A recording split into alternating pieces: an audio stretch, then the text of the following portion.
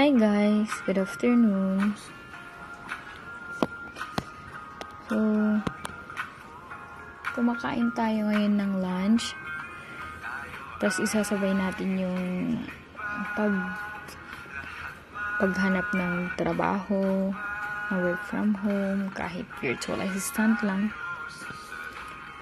Kung sino man sa inyo yung may alam na work from home, ay kung pwede pa-help po. Kasi nangangailangan po kasi ako ng trabaho due to my depression with anxiety symptoms.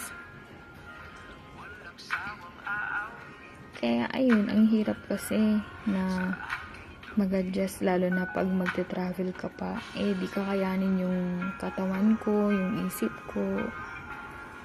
Baka mapano pa ako dun. Kaya maghahanap na lang ako ng ibang work na fit sa aking mental health.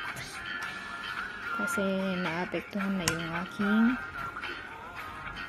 mental health. Kaya interesado po ako kung sino man po yung kaya magtutulungan na lang tayo guys para sa pamilya.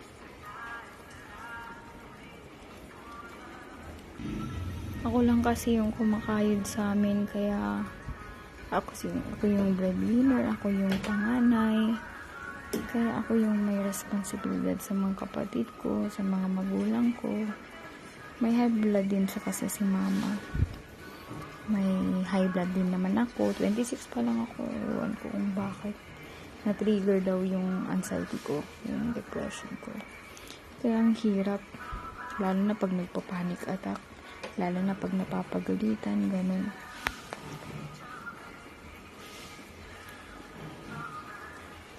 Kaya kailangan natin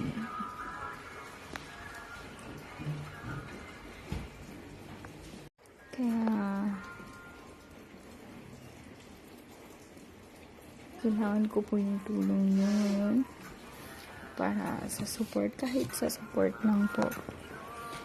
Support lang, pag-subscribe, pag-follow, pag-comment, yun lang po yung kailangan ko para po makatulong ako sa pamilya ko.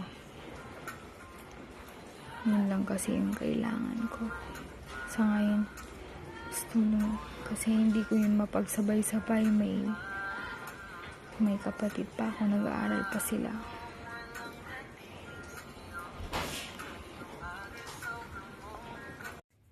Yun lamang po ang gusto kong ipaalam sa inyo. Tulungan nyo na lang po ako.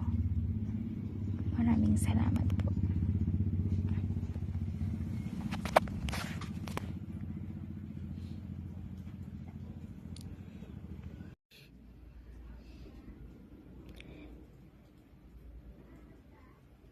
Maraming salamat po sa lahat ng tumulong sa amin.